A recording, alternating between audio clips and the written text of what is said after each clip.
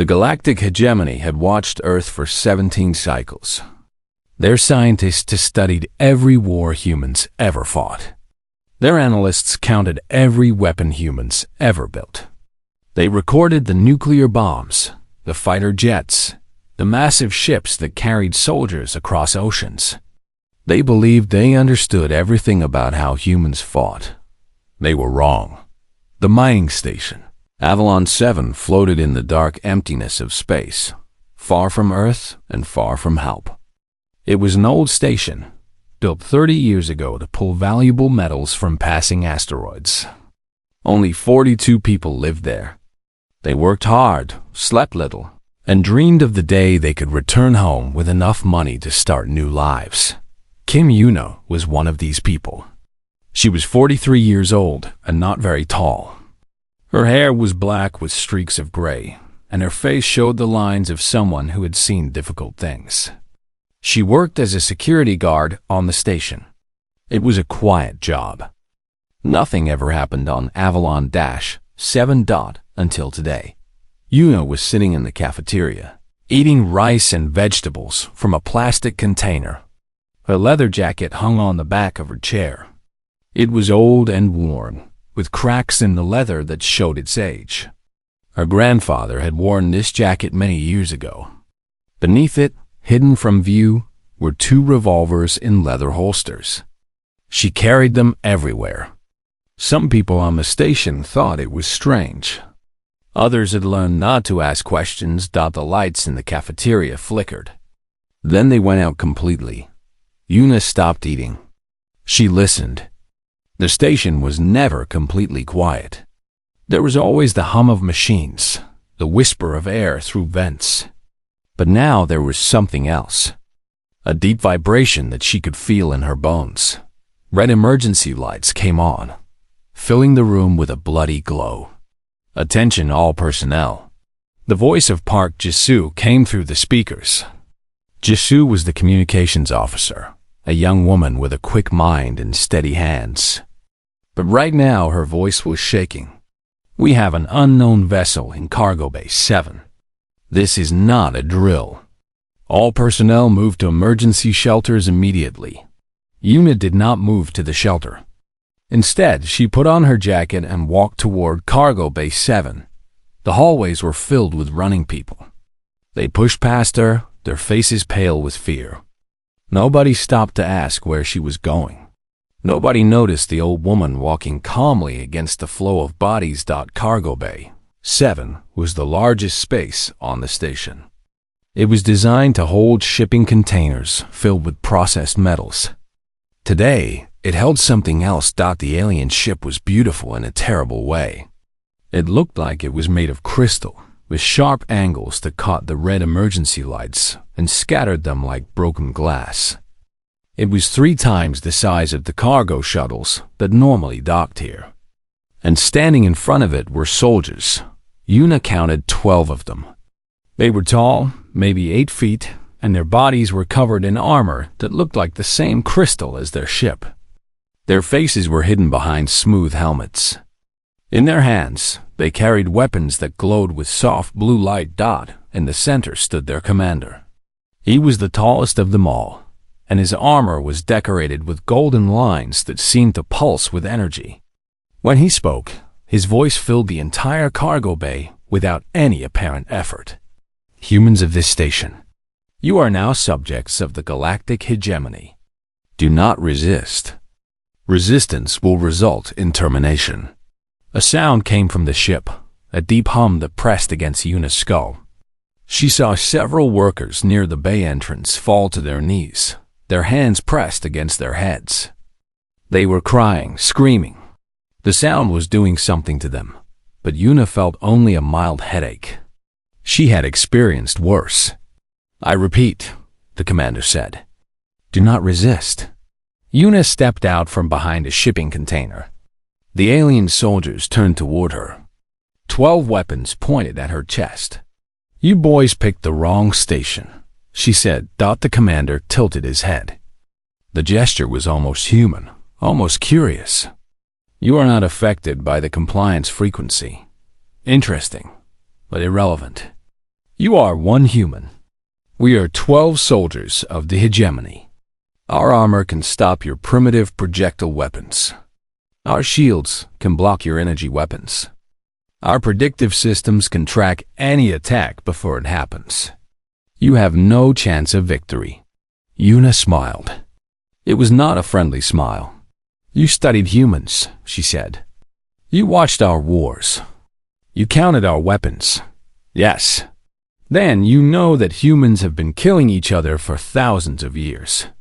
Long before we had guns. Long before we had bombs." The commander was silent. "You know what you missed?" Yuna asked. "You studied our weapons. You never studied us." Her hands moved. The hegemony's predictive systems were the most advanced in the galaxy. They could track a laser beam from the moment it left the barrel. They could calculate the trajectory of a missile in microseconds. They had never failed. They failed now. Yuna's revolvers cleared their holsters before the aliens could react. The first shot hit the soldier on the far left, punching through the gap between his helmet and his chest plate. The second shot hit the soldier on the far right in the exact same spot. Both aliens fell. The commander screamed an order in a language Yuna did not understand. The remaining soldiers opened fire. Blue energy bolts tore through the air, burning holes in shipping containers and melting metal deck plates, but Yuna was not there anymore.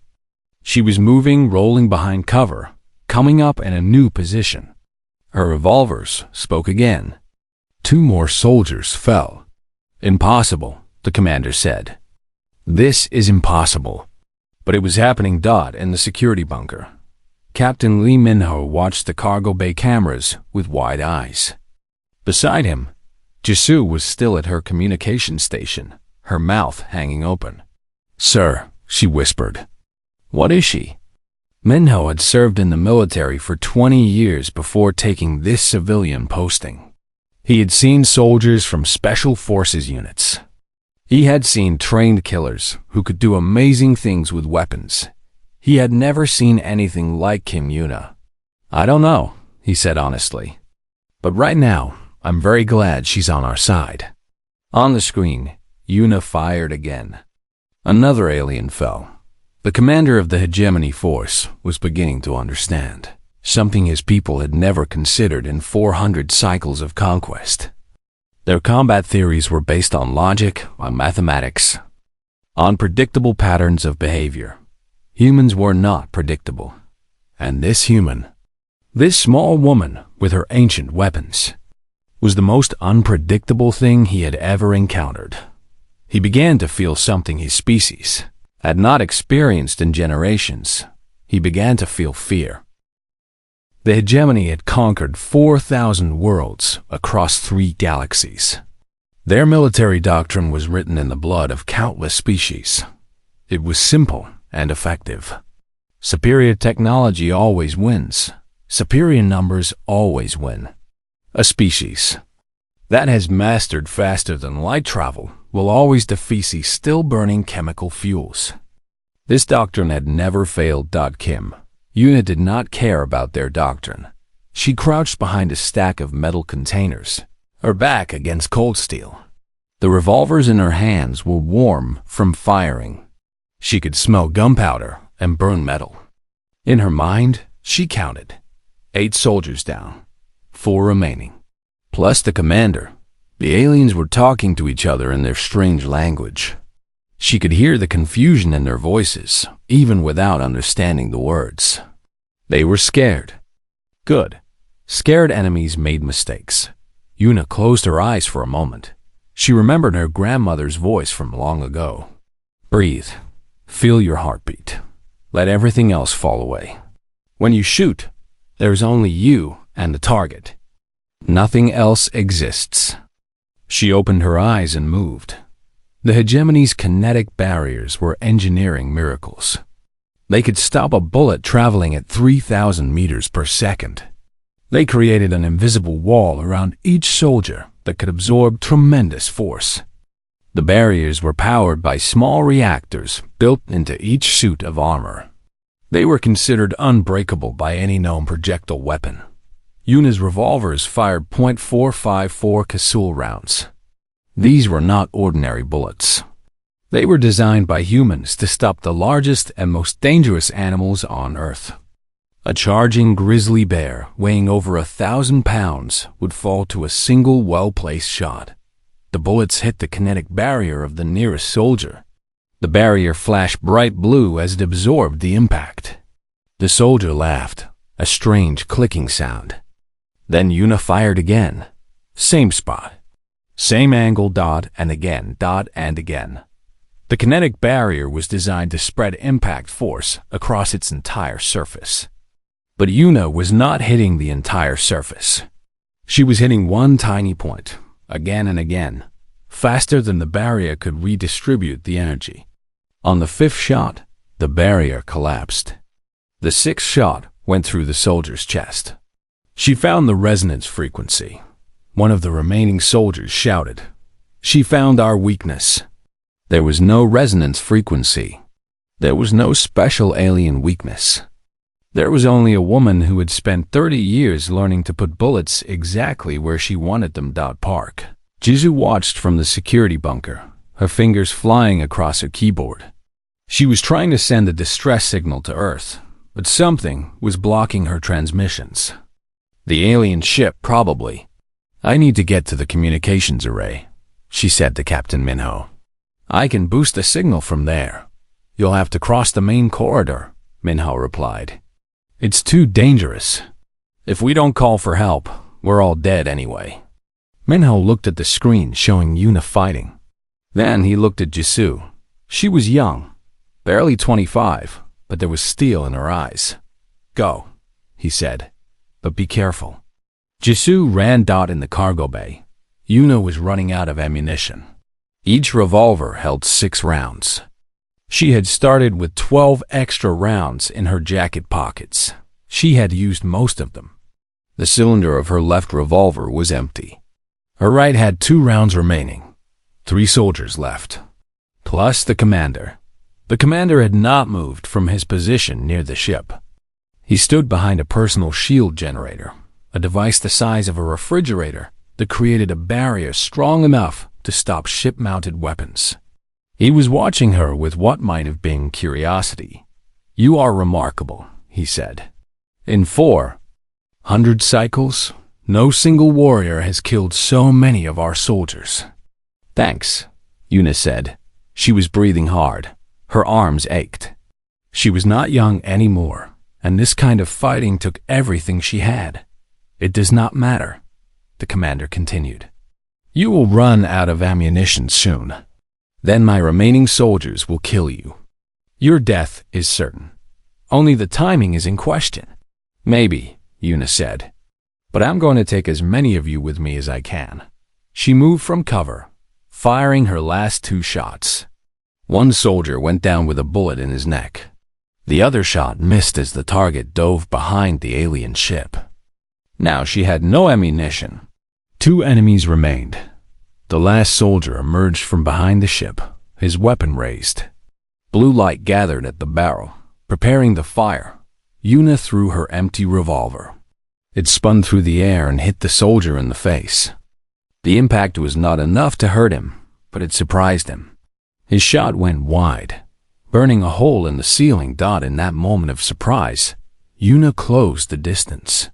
She moved faster than seemed possible for a woman her age. Her hand found the gap in his armor at the elbow joint. She twisted. The alien screamed as his arm bent the wrong way. His weapon fell from his grip. Yuna caught it before it hit the ground. She had never used an alien weapon before. She did not know how it worked, but it had a trigger-like shape near where a trigger should be. She pointed it at the wounded soldier and pressed. The alien vanished in a flash of blue light. Now only the commander remained. He stood behind his shield, still calm. "Impressive. You have killed 11 of my soldiers with primitive weapons and no formal military training." "Who says I have no formal training?" The commander paused. "Our intelligence indicated you were a civilian security contractor. Your intelligence was wrong about a lot of things today." In the communications center, Jisoo reached the main array. Her hands were shaking as she connected her portable device to the system. The alien ship was broadcasting a jamming signal, but she had an idea. If she could bounce the signal off one of the mining satellites, she might be able to get around the interference. She worked fast, her fingers dancing across the controls. The mathematics were complex, but she had always been good at mathematics. Numbers made sense to her in a way that people sometimes did not. "Come on," she whispered. "Come on." The signal broke through. For just a moment, she had a clear channel to Earth. "Mayday, Mayday," she transmitted. "This is Mining Station Avalon 7. We are under attack by unknown alien forces. Request immediate assistance. Repeat, we are under attack." She did not know if anyone heard her. She did not know if help would come in time. But she had done everything she could. Now it was up to YUN a dot in the cargo bay. Yuna approached the commander's shield. She held the alien weapon loosely in one hand. Her face showed no expression. "Your shield is very strong," she said, "but nothing is unbreakable." She fired the alien weapon at the shield generator. Again and again. The shield flickered with each impact. "You cannot break through," the commander said. But his voice was less certain now. "This shield can withstand direct hits from plasma cannons." "Plasma cannons hit once and stop," Yuna said. "I don't stop." She kept firing. The shield generator began to smoke. Warning lights appeared on its surface. The commander drew his own weapon. "Enough. I will kill you myself." He stepped out from behind the shield. That was his mistake. Yuna had been waiting for this. The moment he moved, she dropped the alien weapon and pulled her second revolver from its holster. She had reloaded it while talking, her hands moving by memory alone. One shot, right between the eyes. The commander fell. The cargo bay was silent. Yuna stood alone among the bodies of 12 alien soldiers. Her hands were steady, but her heart was racing. She had won, but the fight was not over. Somewhere out there was an entire alien fleet, and they were going to want revenge. She looked at the alien ship. It was still powered, its engines humming softly. Inside was technology beyond human understanding. Communications equipment, navigation systems, weapons. Yuna smiled. "Let's see what you've got," she said, and walked up the ramp into the ship. The inside of the alien ship was nothing like Yuna expected. The walls were smooth and white, glowing with soft light that seemed to come from everywhere and nowhere. The air smelled strange, like flowers and metal mixed together. There were no chairs, no control panels, nothing that looked like human technology. In the center of the main room was a pillar of light. Images moved inside it, shapes and colors that meant nothing to her. "Okay," Yuna said to herself. "How do I work this thing?" She touched the pillar. The light turned red and a harsh sound filled the room. "Warning." She pulled her hand back quickly. A voice spoke in the alien language. Then it spoke again in broken English. "Unauthorized user detected. Security protocol activated." "Great," Yuna muttered. "Just great." She needed help. She needed someone who understood technology better than she did. Back in the station, Cho Yoonji was already on her way to the cargo bay. Yoonji was the chief engineer of Avalon 7, a woman of 52 with gray hair she kept short and practical.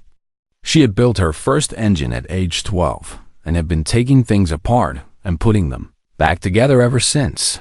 When she heard the gunfire stop, she left the safety of the engineering section and ran toward the battle. She arrived just as Yuna came out of the alien ship, looking frustrated. "I need your help," Yuna said without greeting. "The ship won't let me use it." Yoonji looked at the bodies scattered across the cargo bay floor. Then she looked at Yuna, this ordinary-looking woman who had somehow killed 12 alien soldiers by herself. "Okay," Yoonji said. "Show me." Inside the ship, Yoonji studied the Pillar of Light with fascination.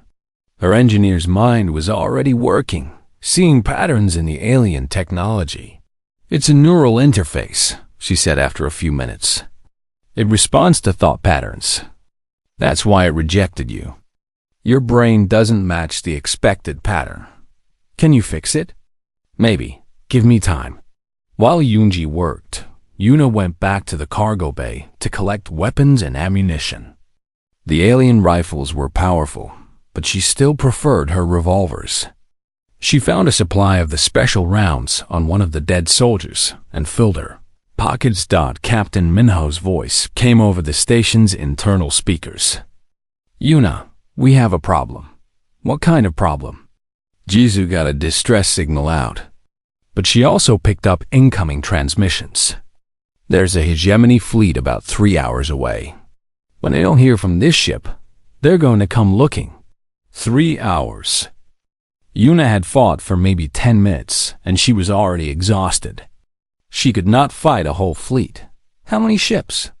she asked. 12.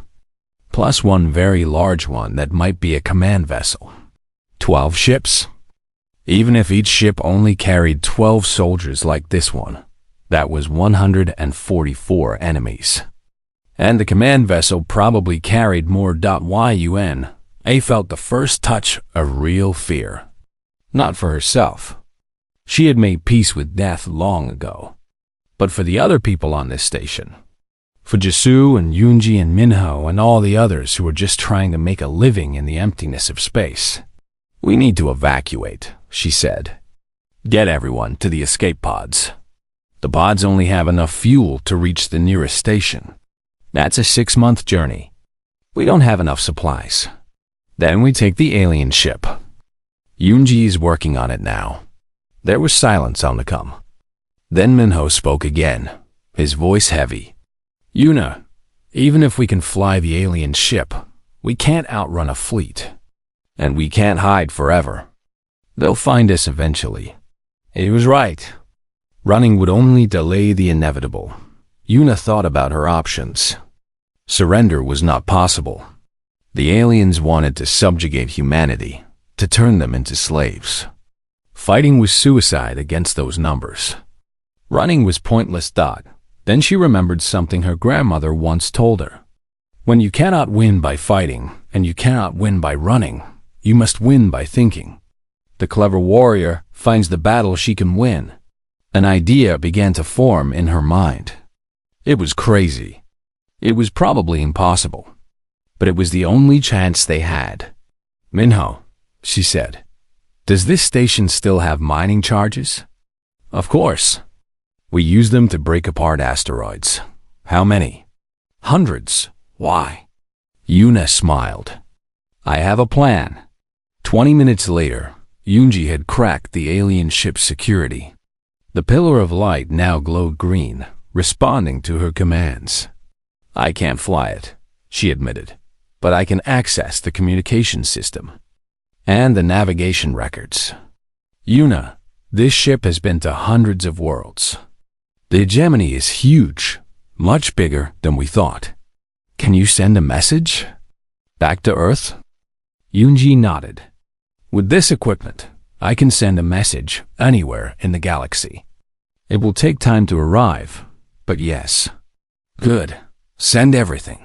All the navigation records, all the tactical data, everything you can find. Earth needs to know what we're facing." While Yoonji worked on the transmission, Yuna gathered the rest of the station crew. There were 39 of them now. 3 had died in the initial attack, killed by the strange sound that had come from the alien ship. She looked at their faces. Miners, engineers, scientists, cooks, none of them were soldiers. None of them had ever fired a weapon in anger. But they were human. And humans had been surviving against impossible odds since they first climbed down from trees and looked up at the stars. "Here's the situation," Yuna said. "An alien fleet is coming. We can't run and we can't hide. So we're going to fight." A young man in the front raised his hand. His name tag said Beak Sunwoo. How?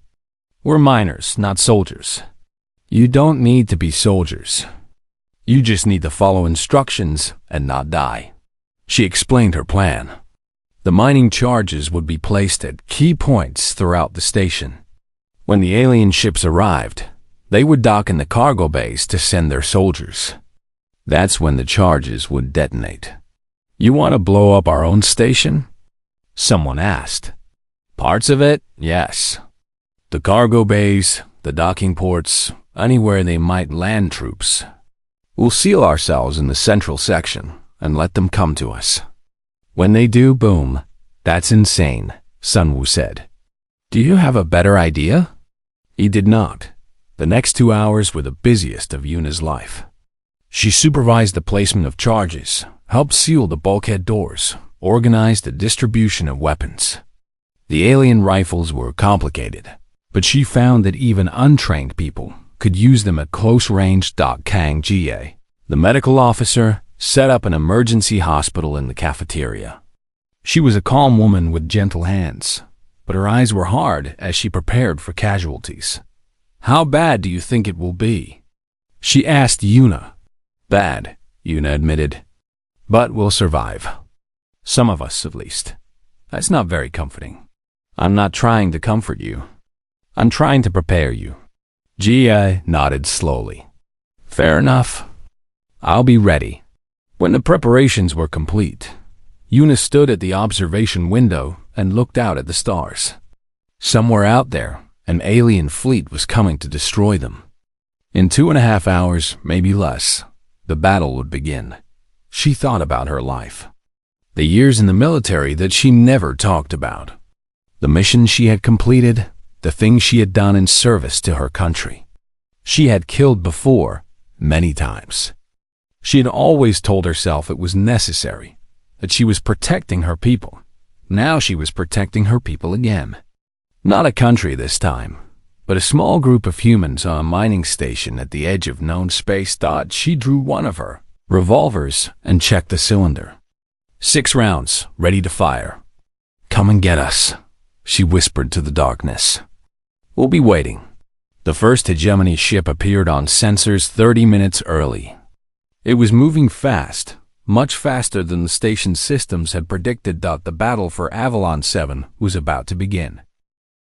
The hegemony fleet emerged from faster than light travel like ghosts appearing from thin air. 12 ships, exactly as Minho had predicted. They were all made of the same crystal material as the scout ship, but much larger. Each one was the size of a small city, and behind them came the command vessel. It was enormous. The station sensors could barely comprehend its size. It was like looking at a moon made of glass and light, beautiful and terrifying at the same time. Inside the sealed central section of Avalon 7, Yuna watched the screens with the rest of the crew. Nobody spoke. There was nothing to say. They're hailing us, Jisoo reported. Her voice was steady, but her hands trembled slightly as she worked the controls. Put it through, Minho said. A face appeared on the screen. It was not like the soldiers Yuna had killed. This alien was smaller, with delicate features and large eyes that seemed to hold ancient wisdom. He wore no armor, only flowing robes of deep purple. Humans of this station, he said. His English was perfect, without any of the mechanical sound of translation software. I am High Admiral Vorn of the Galactic Hegemony. You have committed an act of war against our empire. Minho stepped forward. Your soldiers attacked us first. We defended ourselves. 12 of our finest warriors killed by a single human. The Admiral's voice was cold. This is not defense. This is murder. Maybe you should send better soldiers, Yuna said. She stepped into view of the camera. The Admiral's eyes focused on her. For a long moment, he simply stared. Then he spoke, his voice softer now. You are the one. The warrior who killed my soldiers. I'm the one. How did you do it? Our predictive systems should have tracked your every movement. Our barriers should have stopped your primitive projectiles. Yuna shrugged.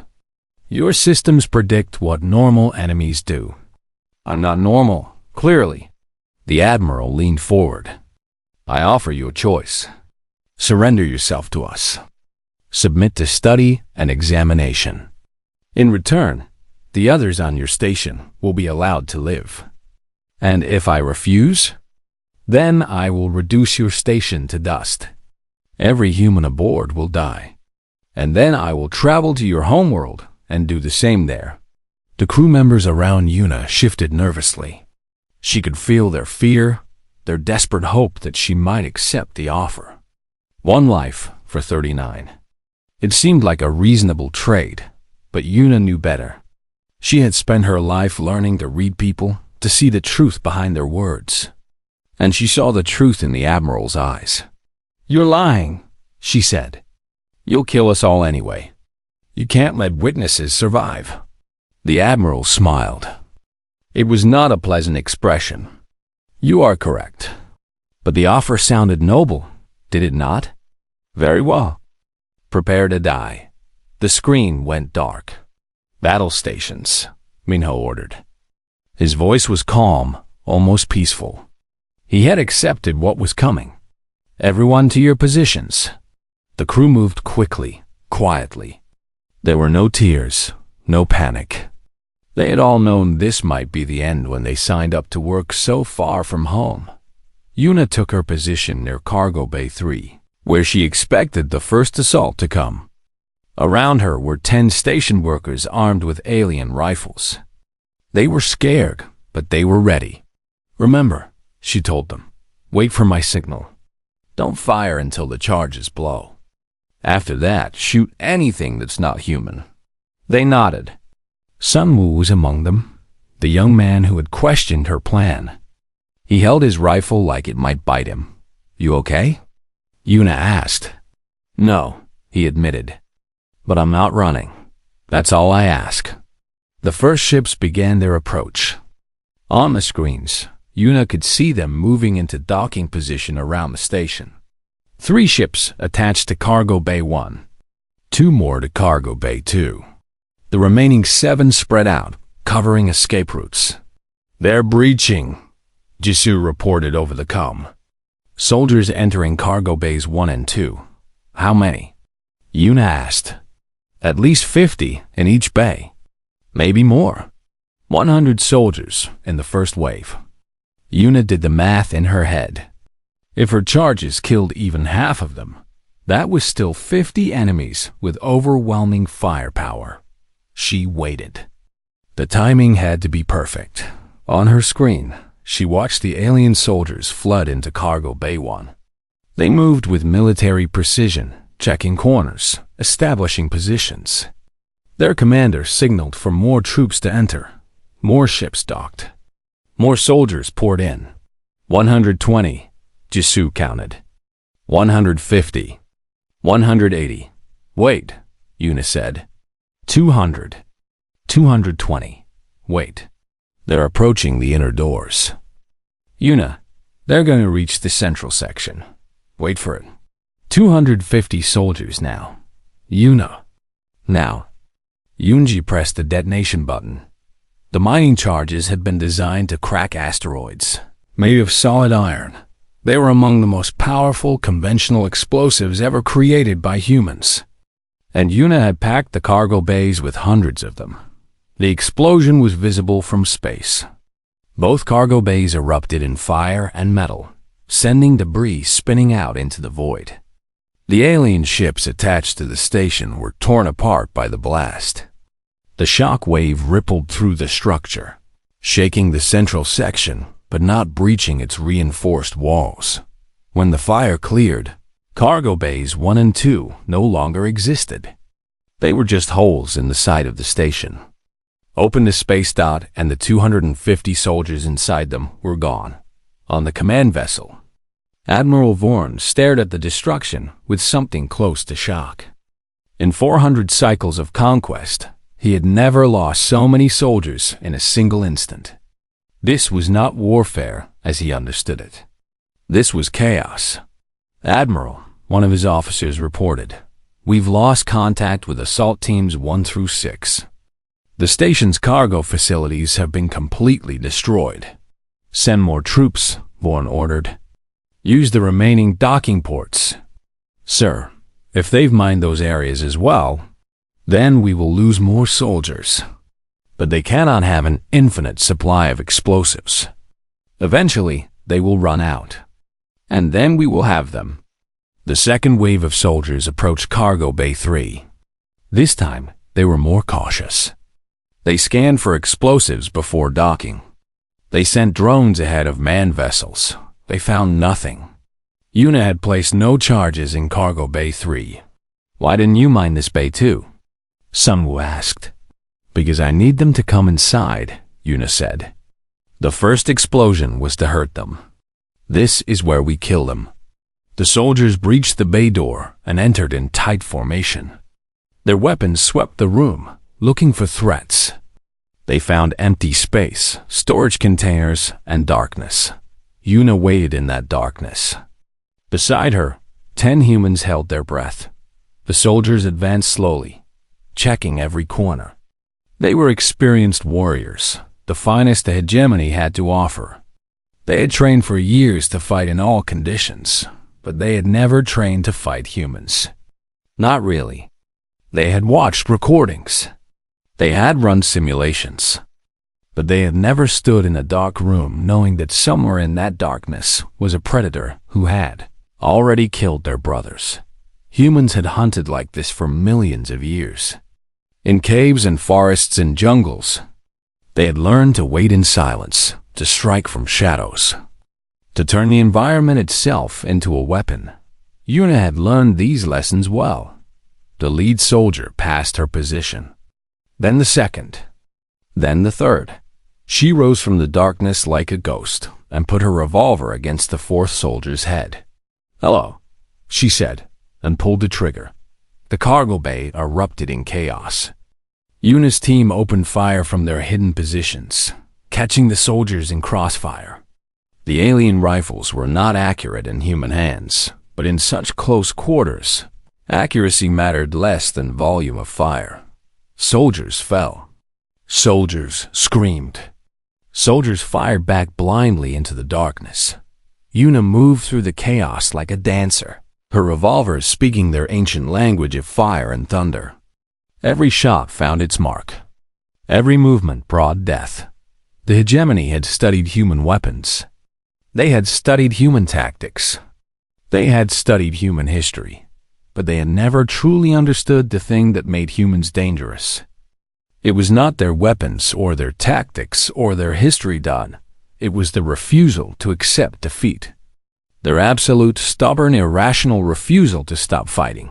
Even when victory seemed impossible, Kim Yuna was the purest expression of that spirit. And in the darkness of Cargo Bay 3, she showed the hegemony what it really meant to fight a human. The battle for Cargo Bay 3 lasted 11 minutes. When it was over, 47 hegemony soldiers lay dead on the metal floor. 3 of Yuna's fighters had been killed, including a quiet man named Han Do-yoon, who had worked in the station's kitchen. 4 others were wounded, but Ji-hae was already treating them in the makeshift hospital. Yuna sat against a wall, reloading her revolvers with numb fingers. Her entire body ached. There was blood on her jacket, some of it hers from a graze on her left arm. She was exhausted in a way she had not felt since her years in active service. But it was not over yet. "Admiral Vorn is hailing again," Jisoo reported. Her voice was hoarse from shouting commands during the battle. "Put him through," Minho said. The Admiral's face appeared on screen. He looked different now. The calm confidence was gone, replaced by something raw. Not fear exactly, but close to it. "You have killed nearly 300 of my soldiers," he said. "More than any enemy has killed in a single engagement for generations." "We can keep going," Yuna replied. She stood up slowly, painfully, and walked into view of the camera. "Send more. We have plenty of ammunition." "You are bluffing." My sensors show your station is critically damaged. You have perhaps 2 hours of life support remaining. Your reinforcements from Earth are at least 6 months away. You cannot win this. Maybe not. But how many more of your soldiers are you willing to lose? You came here expecting easy prey. Instead, you found us. And every soldier you lose here is one less soldier to defend against what's coming. What is coming? Yuna smiled. It was the smile of a predator who has cornered her prey. Humanity. You just gave us a reason to unite. You just gave us a common enemy. And you made a terrible mistake. What mistake? You let one of your ships fall into our hands. Right now, our chief engineer is downloading everything from its database. Navigation routes, military strengths, political structures. Everything you know, we'll know soon. And we're a curious species. We learn fast. The Admiral was silent for a long moment. Then he spoke, and his voice was different, colder, more dangerous. Then I have no choice. I will destroy your station completely. No survivors. No transmission of that data. Too late. We already sent it. Yunji stepped into view beside Yuna. 30 minutes ago. Full burst transmission to Earth using your own communication technology. By now it's already been received and distributed to every major government on the planet. The Admiral's face showed no expression, but Yuna could see the tension in his body. He had lost more than soldiers today. He had lost the advantage of secrecy. This changes nothing, he said. Your species is still primitive. You cannot build ships that match ours. You cannot develop weapons that threaten us. Not today, Yuna agreed. Maybe not for years. But we will. That's what humans do. We adapt. We learn. We survive. And then we come back stronger. She stepped closer to the screen, her eyes locked on the Admiral's. You should have left us alone. You should have passed by our little planet and never looked back. But you didn't. You came to conquer us. You came to make us slaves. And now you've started something you can't stop. The Admiral stared at her for a long moment. Then he did something Yuna did not expect. He laughed. You are remarkable, he said. Truly remarkable. I have lived for 300 cycles, and I have never met anyone like you. Thanks. Thanks. Now are you going to kill us or not? I should. Every tactical calculation says I should destroy your station and eliminate the threat you represent. He paused. But I find myself curious. I want to see what your species becomes. I want to see if you can truly match the hegemony. So you're letting us go? I am leaving. My fleet will withdraw to the edge of your system. We will watch. We will wait. And in 10 of your years, we will return. If your species has not advanced enough to defend itself, we will conquer you. If you have, he smiled, showing teeth that were too sharp to be comforting. Then perhaps we will have a proper war.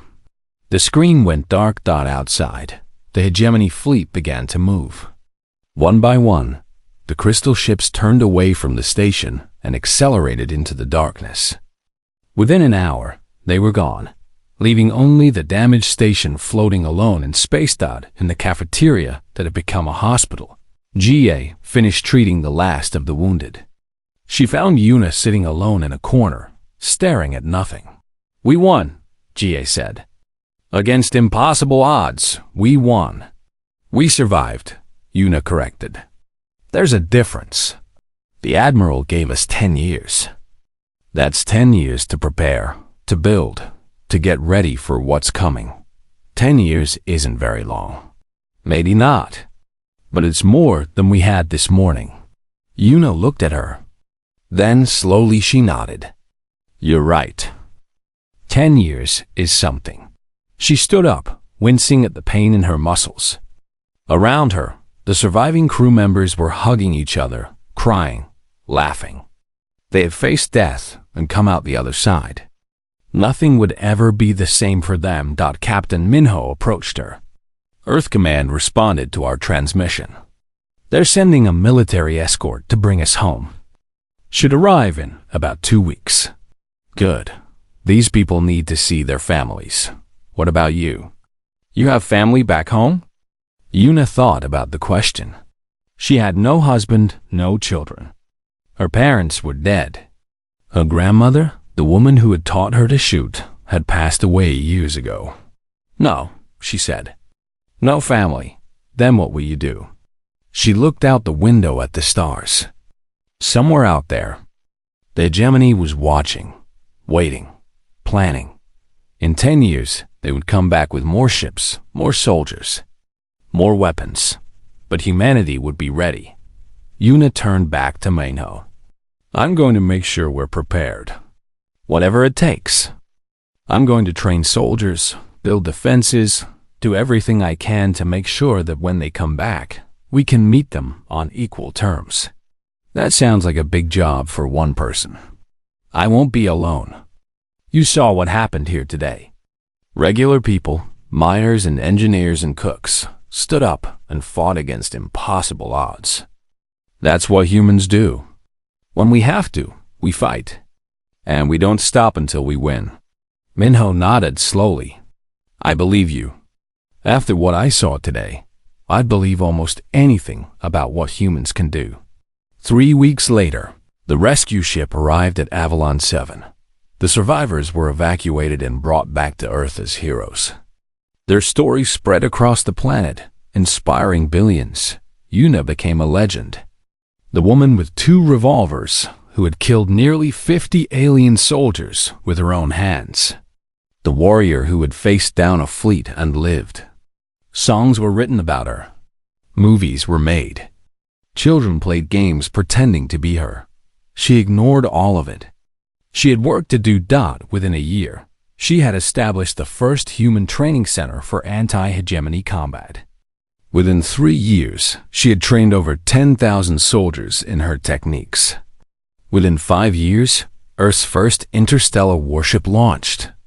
Built using technology reverse-engineered from the captured alien scout. And through it all, Yuna kept her grandfather's leather jacket and her twin revolvers. They were primitive weapons in a universe of advanced technology. But they had been enough once. They might be enough again. On the 10th anniversary of the Battle of Avalon 7, the hegemony fleet returned as promised. 12 ships just like before. And behind them, the massive command vessel. This time, they found something different, waiting for them. 100 human warships. Advanced weapons. Trained crews. And at the head of the fleet, on the bridge of the flagship, stood an old woman in a worn leather jacket. Admiral Vorn appeared on the communication screen. He looked exactly the same as he had 10 years ago. Aliens, it seemed, aged slowly. You have surprised me again, he said. I did not expect you to advance so quickly. We had good motivation, Yuna replied. I see. Well then. The Admiral leaned back in his chair. It seems we will have our proper war after all. I was hoping you'd say that. Yuna turned to her crew, men and women who had trained for this moment their entire lives. All ships, she commanded. Battle stations. The second battle for Earth began, but that is a story for another time. What matters is this. The Galactic Hegemony had studied humans for 17 cycles. They had watched human wars. They had counted human weapons. They had built theories about human combat. All of those theories failed the moment Kim Yuna pulled her 2 revolvers, and in the end, that was what saved humanity. Not superior technology. Not overwhelming numbers. Just one woman who refused to surrender, who refused to accept defeat, who showed the entire galaxy what it truly meant to be human. The hegemony never forgot that lesson. Neither did humanity.